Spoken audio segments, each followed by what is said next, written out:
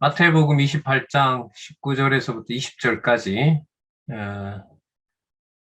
성부, 성자, 성령, 아버지와 아들과 성령의 이름으로 세례를 모든 민족에게 베푸신다. 그 택한 백성이죠. 택한 족속들에게 그렇게 하신다는 것까지 확인을 했고요.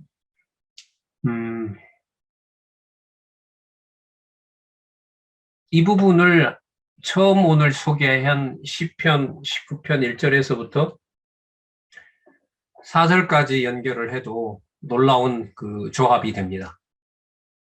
그 하나님의 영광이 선포되지 않는 곳이 없다고 했는데 결국 그 하나님은 지금 예수님께서 말씀하신 대로 아버지와 아들과 성령, 성부, 성자, 성령 하나님의 항상 있게 임마누엘 하신다는 약속과 관계되죠.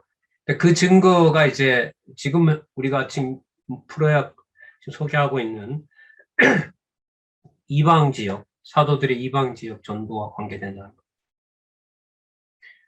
그러니까 이방의 모든 사건들이 교회 설립과 관계된다는 겁니다. 그게 아까 시편 19편 1절에서부터 4절과 지금 읽었던 마태복음 28장 19절에 아버지와 아들과 성령의 이름으로 세례를 준다는 것하고 관계가 됩니다. 그게 교회 설립과하고 연관이 되는 거고요.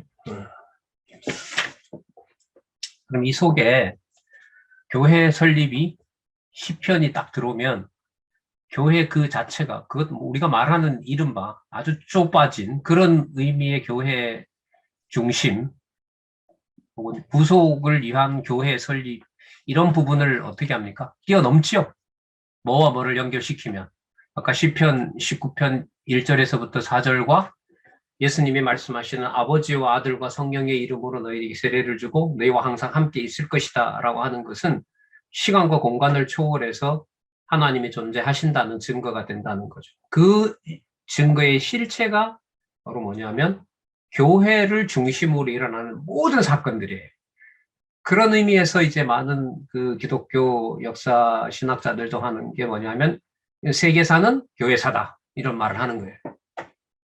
자, 그럼 이렇게 말해볼까요? 오늘 지금 이 연결시킨 거 가지고 우리 가정교회의 역사는 교회사다.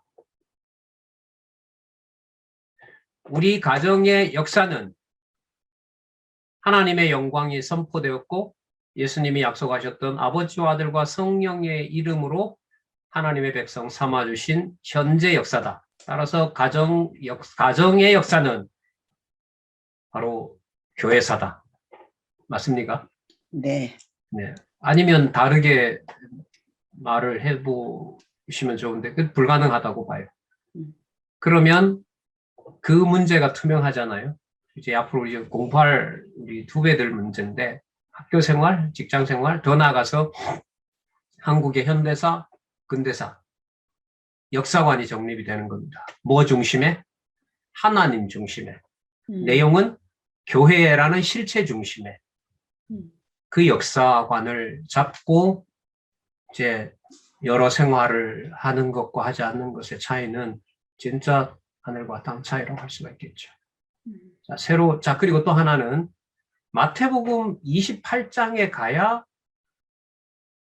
사도들의 이방 전도와 관련된 게 나올까요? 마태복음 내에서 마태복음 28장이 마지막 장이잖아요. 또 마지막 부분이고 네. 예수님이 승천하실 때 하신 내용이고 그 전에도 이방 지역과 관련된 내용이 나올까요? 안 나올까요? 나오죠. 나오죠, 당연히. 네. 이방 지역과 관련된 네, 나와요. 나오죠. 어디든 다 나와요, 복음서에. 근데 10장쯤에 있는 걸 예를 들면 10장쯤에 있는 예를 들지 않고 28장에 있는 예를 든 것은 어떤 유익함이 있을까요?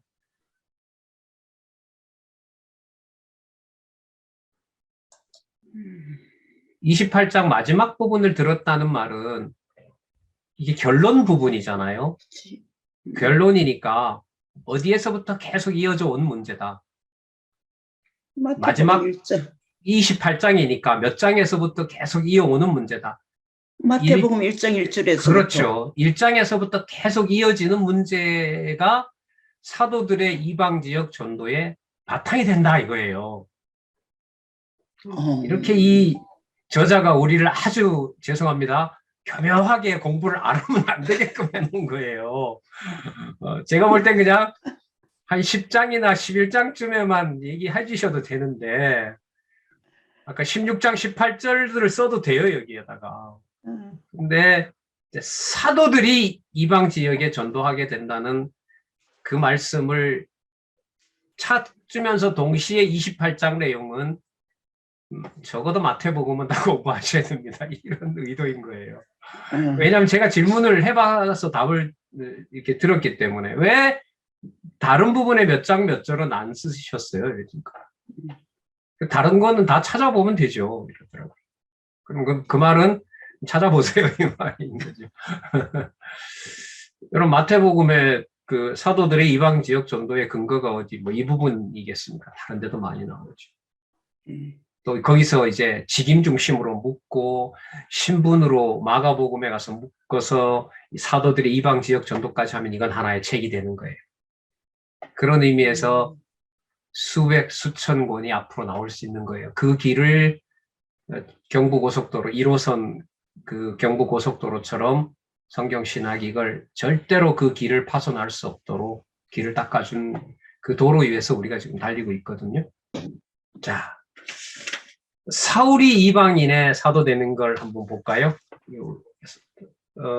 결국 이제 사도가 되는 건데 호세아 2장 23절 바로 이 목적을 위해서 내 백성 아니라고 했던 자에게 자 이제 그 본문을 우리가 확인했으니까 이렇게 볼게요. 내 백성 아니라고 했던 자들에게 긍휼을 입지 못했던 그 자들에게 긍휼을 입었던 사도 바울을 택해서 자기가 받은 바 긍휼을 받지 못했던 누구에게? 이방인에게 복음을 전하게 하려고 이렇게 설명을 하면 9장 1절에서부터 31절의 호세아 2장 23절을 저는 푸는 거라고 생각합니다. 그럼 아까 우리 시작할 때 9장에서부터 21장 17절이었죠. 21장 17절까지에도 호세아 2장 23절이 나왔잖아요. 네. 거기서도 설명을 드렸잖아요. 그 맥락에 따라서. 근데 지금은 9장 1절에서부터 31절까지 바울이 이방인의 사도가 되는 것하고 관계가 되기 때문에 2장 23절을 아까 9장에서부터 21장까지 나오는 것을 다르게 해석하지 않고 그걸 가지고 와서 누구에게 좁혀서 긍휼을 미리 입었던 사울이 사울 바울은 똑같은 거예요. 사울은 히브리어고 바울은 헬라어고 자 일단 통상 우리가 바울이라 부르니까요. 이미 긍휼을 입었던 바울이 긍휼을 입혀주겠다고 했던 이방인에게 자신이 받았던 긍휼이 얼마나 중요하고 얼마나 큰지를 긍휼을 받지 못했던 이방에게 전하기 위해서 뭐로 불렀다? 사도로 불렀다. 그렇죠. 그렇게 딱 얘기하면 조금 전에 사용했던 호세아 2장 23절이나 같은 내용이지만 사도 바울이 이방인 되는 사건하고도 연결이 되면서 호세아 2장 23절에 그런 걸 보고 입체적이라 그러죠. 입체적이라는 게 여러분 막 다르게 말해도 된다는 게 아닙니다. 연결을 가지고 이 얘기를 한다라고 할 때 그걸 입체적이라고 얘기를 하는 거죠. 입체적이라는 말은 또 뭐냐면 끊어지는 게 아니라 뭐 한다는 거죠. 이렇게 붙어 있다고. 연결되어 있다는 거죠. 그걸 지금 이방인의 사도가 되는 것하고 관계가 됩니다. 그러면 여기서 이방인의 사도로 불렀는데 하나님께서 사도 바울을 눈을 멀게 해버린 사건이 나오죠. 눈을 멀게 한 사건이 나옵니다. 그 눈을 멀게 한 사건은 좋은 사건입니까? 나쁜 사건입니까? 현상적으로는 나쁜 사건이죠. 현상적으로는. 신체에 어떤 손상이 가하니까 바울에게는 그 일이 나쁜 일인 거죠. 그런데 이미 우리가 호세아 그 9절에서부터 살펴본 것처럼 어디까지 좋은 일이고 나쁜 일이라는 게 선을 그을 수 있어요? 없어요. 없습니다. 단지 분명한 것은 뭐냐 하면 이방 지역에 언약하신 대로 교회를 세움으로 하나님의 영광이 시편에 있는 대로요 성취된다는 거죠. 선포된다는 거고 아까 날은 날에게 말하고 밤은 밤에게 전하고 인간이 사용하는 언어를 초월해서 하나님의 말씀은 꽉 차 있다는 겁니다. 그러니까 해가 동쪽에서부터 떠서 서쪽 우리 기준으로 동쪽에서 떠서 서쪽으로 지면서 해가 비치는 모든 광경들이 지금의 주제로 맞추면은 뭐와 관계돼요? 이방 지역에 교회가 설립되는 사건하고 관계된다는 겁니다. 그러니까 누구 중심이 되죠? 무엇의 중심이 이루어지는 겁니까? 교회 중심. 다 나가서 하나님 중심. 그 다음에 말씀의 권위를 본문을 통해서 확인하는 그 일을 우리가 지금 확인하고 있습니다. 그러면 다음에 나오는 내용은 분명히 이제 이방 지역과 관련된 게 12장 17절까지 나올 거 아니에요. 네. 그런데 이제 살펴봤던 구약 근거 구절이 좀 이미 나온 거는 그 주제와 연결시키면 되고 새로 나오는 것이 어떤 것이 나올까라는 건 궁금할까요? 안 할까요? 번거로울까요? 궁금하죠. 저 같은 사람은 또 뭔가를 해야 되니까 번거롭다 생각할 것이고 성경을 늘 저보다 보기 좋아하는 여러분들은 새로운 게 어떻게 나올까 늘 들떠서 준비하고 계실 겁니다. 맞죠? 아니면 정말 부끄럽네요. 반대입니까? 반대예요, 권사님? 자, 이렇게 공부를 해가셨으면 좋겠어요. 그 다음에 뭐가 나오지? 사도 바울을 이방인 사도로 부르는 구약 근거를 뭘 도대체 찾아 놓았지? 진짜 궁금하잖아요. 근데 그걸 하나를 제시해 준 것과 안 해준 것은 안내자로 보면 역할이 커요, 안 커요? 엄청 큰 거죠. 로마에 여행을 갔는데 가고 싶은 로마 원형 경기장에 가는데 가이드가 그 앞에 안 데려다 놓고 뚝 떨어져 가지고 주고 콜로세움 찾아가라고 하면 얼마나 화가 나겠어요. 그것도 화가 나는데 성경을 하나님의 말씀으로 확증하면서 먼지 하나라도 하루하루 지나가는 것들을 하나님 계시 중심으로 본다는 것은 너무너무 좋은 안내죠. 자, 그 떨리는 마음으로 한 페이지 넘겨볼게요. 새로 나왔어요. 마가복음 16장 15절이 나왔네요. 네. 자, 김덕중 형제님 성경 가지고 계시면 음소거 하시고 마가복음 16장 15절 한번 읽어주시면 고맙겠습니다.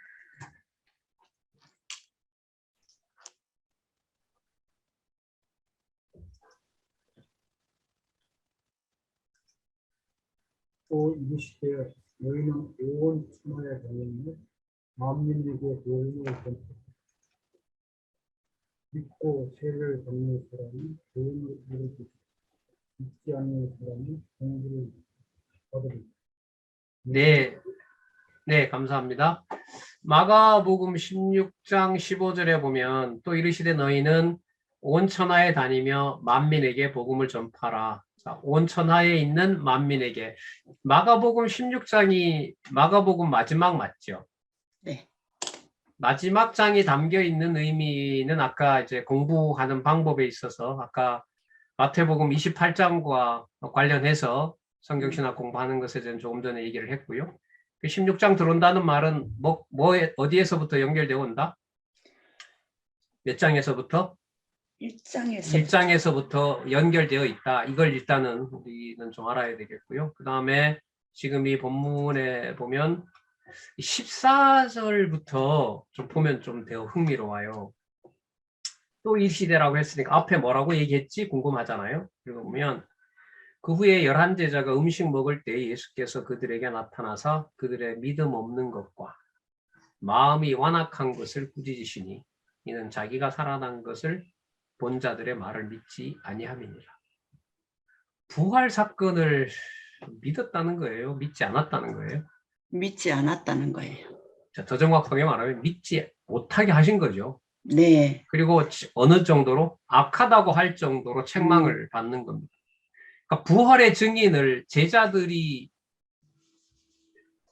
자기네들의 어떤 식견으로 자기들의 어떤 그 지식으로 부활을 증거하게 된다는 건가요? 아니면 약속하신 성령, 그러니까 하나님께서 부활의 증인으로 세우신다는 건가요? 후자. 후자. 그러면 아까 지금 읽었던 16장 15절을 14절의 내용하고 연관을 시켜서 설명을 해야겠죠. 네. 적어도 그 앞뒤에 있는 내용 하나 정도는 살펴보고 해야 된다는 겁니다. 그러면 조금 전에 이제 그 호세아에 있는 호세아 2장 23절과 관련해서 말씀을 드린다면은 마가복음 16장 15절에 온 천하에 다니며 만민에게 복음을 전파하라고 하셨던 이 약속은 일방적인 약속이죠.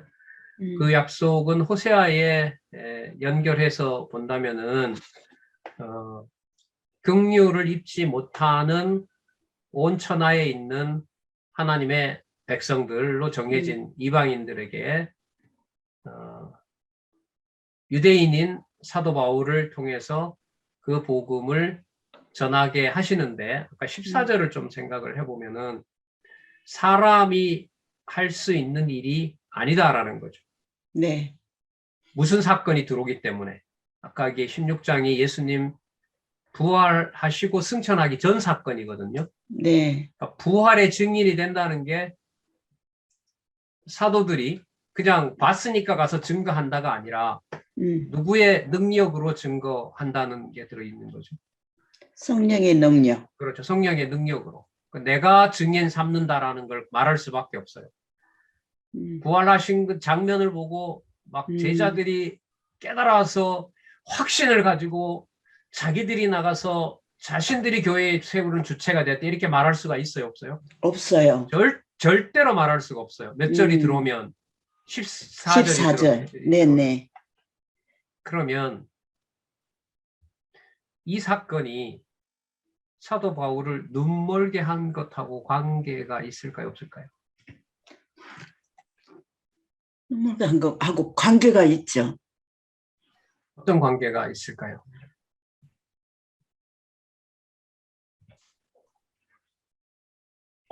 일단 사도 예, 말씀하세요. 네네.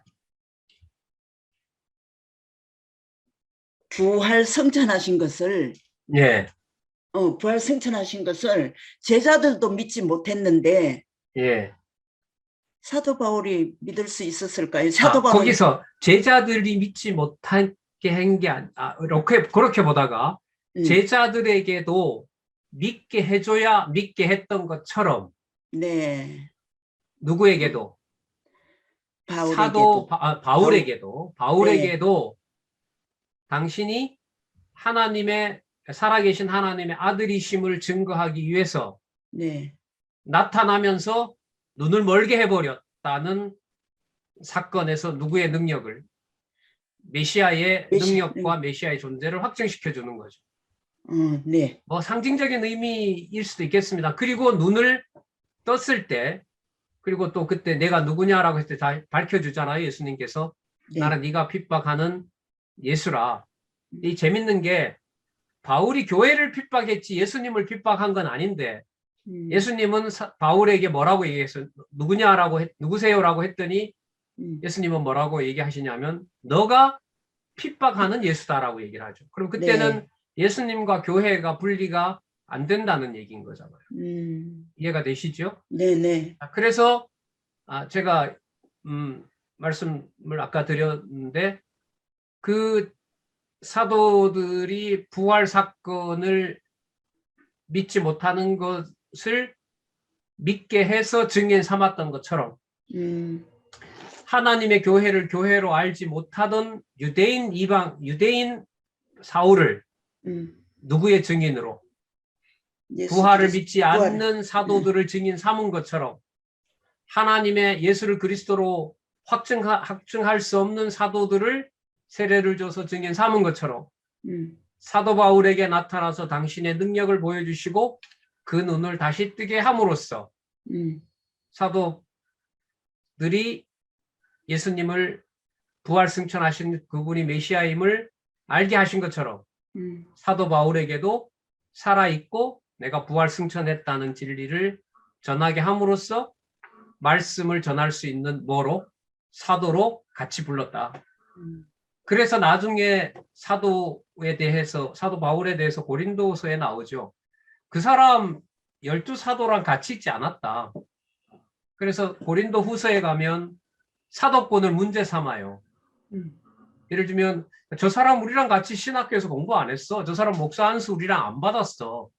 근데 어디 가서 받아왔는지 모르겠는데 저 사람 자기가 목사인데 저 사람 우리랑 목사 안수 안 받았어. 저 사람 우리 노예 들어올 수 없어. 이게 여러분 상식이잖아요. 보편적인 상식인데 사도 바울이 나중에 그 신분에 이제 도전을 받도록 하죠. 네. 그게 고린도 후서입니다.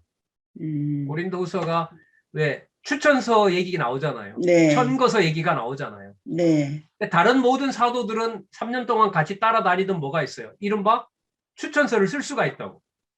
내가 그 현장에 봤고 야고보도 봤고 이게 가능한데 사도 바울은 12사도랑 같이 다닌 적이 있어요? 없어요? 없어요. 없죠. 그러면 뭐가 될 수가 없어요? 사도. 사도가 될 수가 없는 거죠. 사도가 될 수 없잖아요. 근데 누가 사도로 불러버렸어요?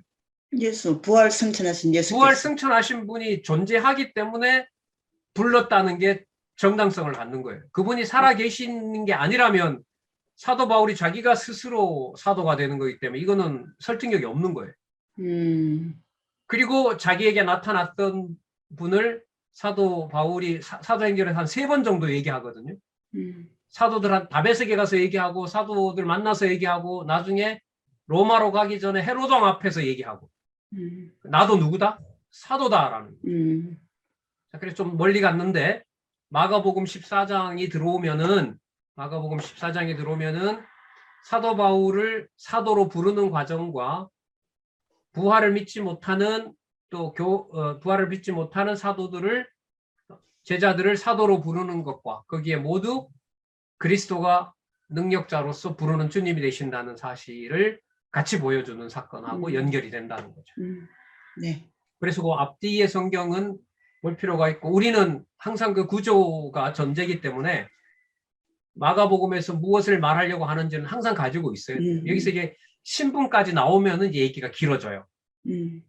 길어지면은 틀린다는 게 아니라 그 신분을 가지고 1장에서부터 16장까지를 사도로 부름받은 것하고 또 증명을 해야 돼요. 그건 가능한 거죠. 왜 여기서 일단 마가복음 사용을 했으니까. 이런 연구들이 수없이 남아 있다는 거예요. 무슨 의미인지 아시겠죠? 예. 그래서 사울이 이방인의 사도 되는 사건과 뭐 마태복음의 관계, 마가복음과의 관계, 누가복음과의 관계, 요한복음과의 관계 이런 것들이 이제 연결이 되면은 성경이 점점 한 곳에 통일성 있는 하나님의 말씀이 되는 거죠. 자, 그 다음에 사도행전 1장 8절 말씀은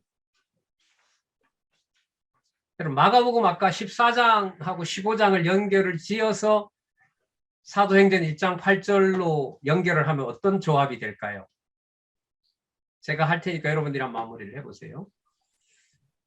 부활을 믿지 못하는 제자들을 악하다고 하신 예수님께서 15장에 가면 세상의 만민의 복음을 전파하라고 하잖아요. 네. 근데 이게 잘 안 맞아요. 믿지 못하는데 어떻게 증인 노릇을 합니까? 그 말은 누구를 주어로 잡아야 해결이 됩니까? 오직 너희들이 믿지 못하는 것을 내가 믿게 해줄 때 너희들이 증인이 된다는 거죠. 네. 그래서 이제 요한복음의 말씀을 좀 인용하면 내가 가는 게 유익하다. 왜? 누가 와서? 성령이 와서 너희들을 도와줄 거기 때문에. 자, 그러면 이렇게 되겠죠. 믿지 못하던 제자들이 만민에게 복음을 전파하도록 약속을 하셨기 때문에 사도행전에 와서 뭐라고 말씀하시냐 하면 사도행전 어떻게 나오죠? 내 증인이 되리라가 중요할까요? 아니면 그 앞에 있는 게 연결을 위해서 중요할까요? 그 앞에 뭐가 있죠? 성령이 너희에게 임하시며. 오케이. 그 다음에 너희가 권능을 받고. 오케이. 그거예요. 그거. 너희가 권능을 받고라는 게 마가복음 14장 15장 지나서 사도행전 1장 8절과 연결시키는 게 중요한 거예요. 그래서 사도들이 자처한 것이 아니라 누가 불렀다? 교회의 머리 대신 그리스도가 불렀다. 그래서 믿지 않는 사도들을 믿을 부활을 사건을 믿지 못하는 사도들을 복음의 증인으로 세워 놓으셨기 때문에 예수께서는 성령이 임하여서 권능을 받게 된다고 약속하시면서 이들을 사도로 만드셨다. 그럼 예수께서 주어가 되고 예수께서 하시고 하나님이 하신다라는 조합이 되는 거예요. 잘도 갖다 맞춘다 이러지 마시고 다른 이제 조합이나 이런 연결은 뭐 한두 가지겠어요, 이런 게.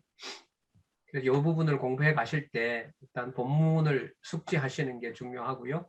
그리고 큰 틀에서 이 구약에 이런 말씀들이 이루어지는구나. 이거는 성경의 그 강론집에 안내해 준 그대로 봤고요. 이게 어떻게 구체적으로 이 사건하고 관계가 되지 하면 적어도 앞뒤 몇 절 정도의 본문. 그리고 만약에 지난 시간처럼 출애굽기로 벌러지잖아요. 그럼 출애굽기를 다 하기가 어렵고 그때는 뭐로 가요? 구조로 가요. 그때는 구조로 가서 보면 단서가 나와요. 구조대로 하면 내용에 없는 걸 추가하지 않는 이상은 생각나는 것만 가지고도 뭘 설명할 수 있어요. 구조를 설명할 수 있거든요. 아까 지난번에 했던 대로 출애굽기 두 부분으로 나눌 수 있잖아요. 하나는 자손 언약 관련된 거고 하나는 신해산 언약 관련된 건데 자손 언약을 이루시는 증거가 그들에게 그 하나님의 법을 줌으로 진짜 내 백성 맞다는 거. 그것 딱 염두해 주시고 그게 예루살렘 백성들에게 그대로 부활하신 그리스도가 이루어 주셨다. 이러면 틀리지가 않는단 말이에요. 그러니까 소개한 한 절이면 앞뒤 내용에서 연결하는 단서가 나오고요. 범위가 넓어져서 예를 들면 뭐 창세기 1장에서부터 36장까지다. 그러면은 구조에 들어있는 몇 가지 정보를 가지고 오면 한 서너 가지면 충분합니다. 어느 정도로 충분하냐? 해당되는 지금 주제를 설명하기에는. 그러면 여전히 여기에서는 뭐가 바탕이 되면 될수록 좋을까요? 성경 본문 내용을 많이 알면 할수록 더 도움이 되겠죠. 그리고 말씀이 생각난다는 것도 저는 이것하고 관계가 된다고 봅니다. 하나님의 말씀이 생각난다는 것이 계시 중심으로 생각나는 걸 밝혀준 것이 성경 개론이기 때문에.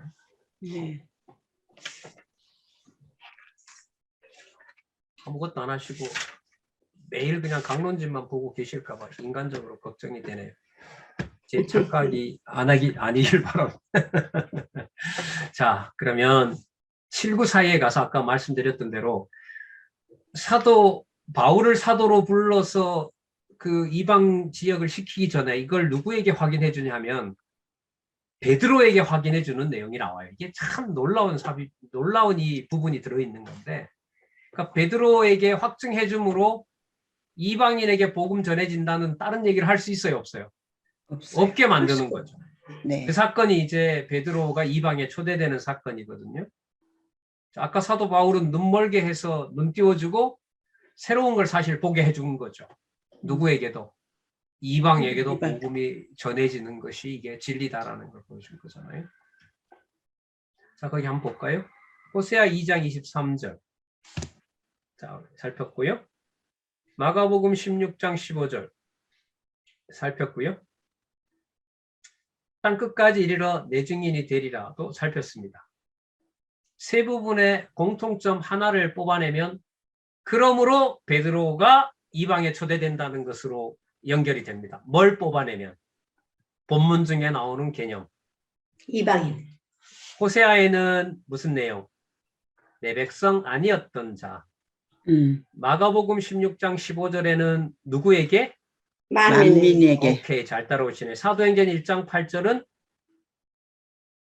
땅끝까지. 그러므로 이방인에게 복음이 전해지는 것은 약속되어 있는 말씀이 분명하므로 유대인 사도인 베드로에게 이방도 하나님의 교회 설립의 무대가 된다는 것을 확증해 주기 위해 베드로가 이방에 초대되어서 강론을 할 수밖에 없다. 이보다 더 분명하게 어떻게 연결하겠습니까?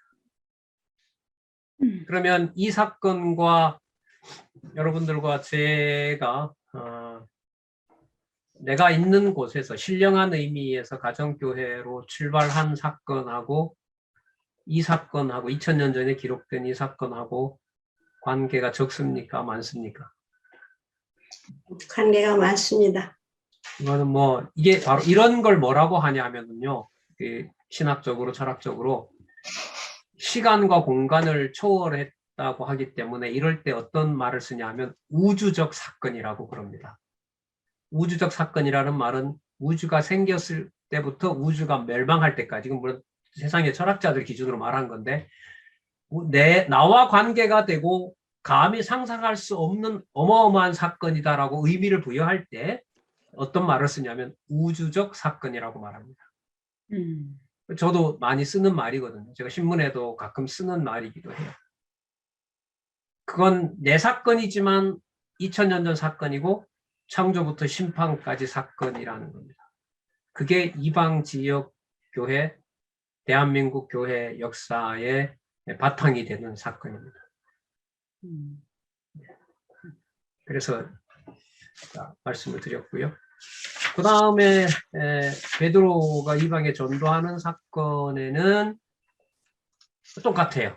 그러니까 이 맥락은 뭐 같아도 된다고 보는 게 초대되었고, 초대된 이유가 뭐 하기 위한 거죠? 이방에 전도하기 이게 위해서. 고넬료 집안이었잖아요. 그죠?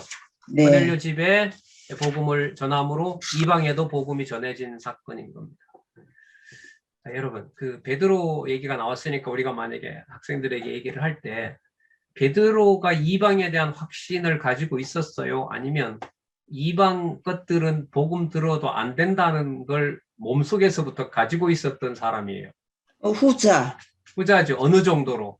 하나님의 환성 보여줬는데 하나님한테 노를 3번이나 한 인간 아닙니까? 네.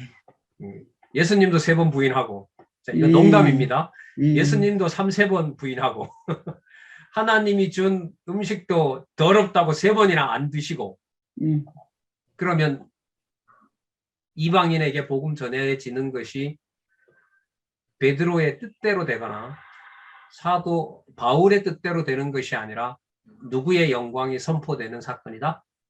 하나님의 영광. 그러면 오늘 우리 출발했던 시편 1편은 지금 계속 살아있는 겁니다. 네. 맞죠? 그리고 계속 네. 지금 뭐 되고 연결되고 있는 겁니다. 네. 그럼 시편에만 19편만 연결될까요? 시편 1편에서부터도 조합이 가능할까요? 안 해봤지만 조합이 가능할 것 같습니다. 가능해야죠. 가능 안 네. 하면 통일성 9882페이지를 연결을 시킬 수 없는 거죠. 네. 그런 부분에 관심이 있으면 그때 이제 그 부분에 맞춰서 공부하시면 되는 거예요. 그래서 앞으로 이제 공부를 안내하시는 분들은 이렇게 뭐 저처럼 여러 사람을 대해놓고 이렇게 안내하실 수도 있고, 개인적인 공부 시간이 있으면 내가 세밀하게 그 분야는 다른 사람들이 관심이 없을 수도 있거든요. 그거는 이제 내가 관심을 가지고 공부를 해서 확증이 되면 사람들한테 이제 알리는. 제가 이번에 좀 이렇게 굳이 발표가 아니래도 돼요. 예를 들면 4월 포럼에서 2번째 단락에 나오는 이 사도행전의 이 구절들이 제가 볼 때는 그 시편 구절 한 구절이 아닌 시편 1편에서부터 150편까지 다 연결이 되는 것 같은데, 이런 시도가 맞는지 한번 제가 동역자들한테 한 20-30분 제가 발표를 하려고 합니다. 누가 마다하겠습니까? 그걸 꼭 무슨 학자가 이게 어떻게 보면 인간적으로 말하면 잘못된 풍토였던 거예요. 장로 권사의 의미도 성경과 좀 멀게 시작을 한 거고요, 사실. 그 좋은 말씀 속에서.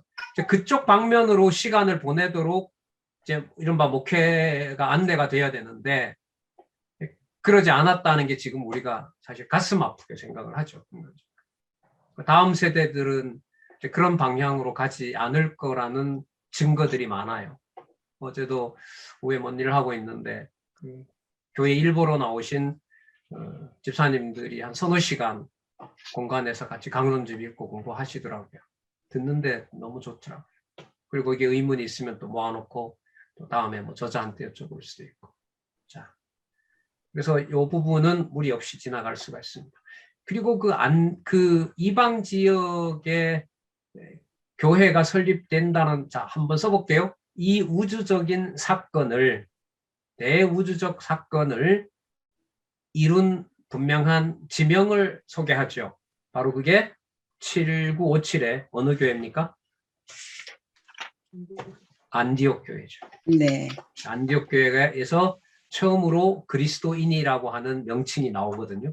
그러니까 이방인에게 예수쟁이 이 말이 붙은 거예요.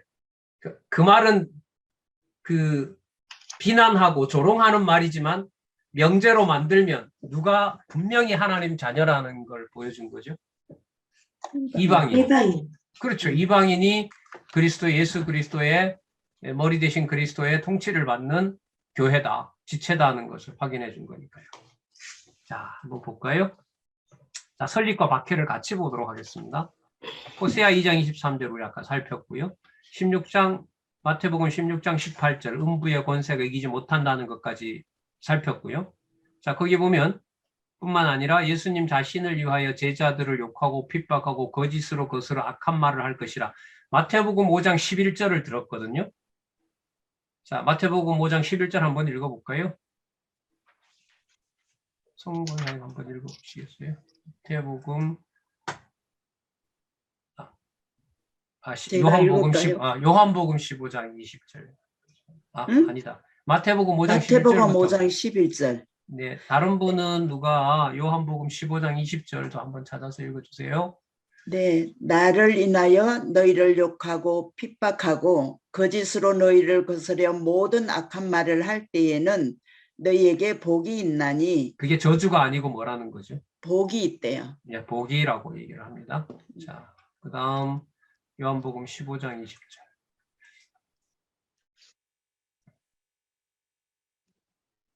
제가 읽어요? 내가 너희에게 종이 자기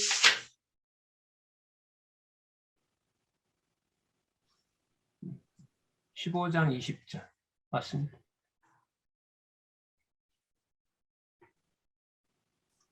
음소거 안 하셨나? 됐습니다.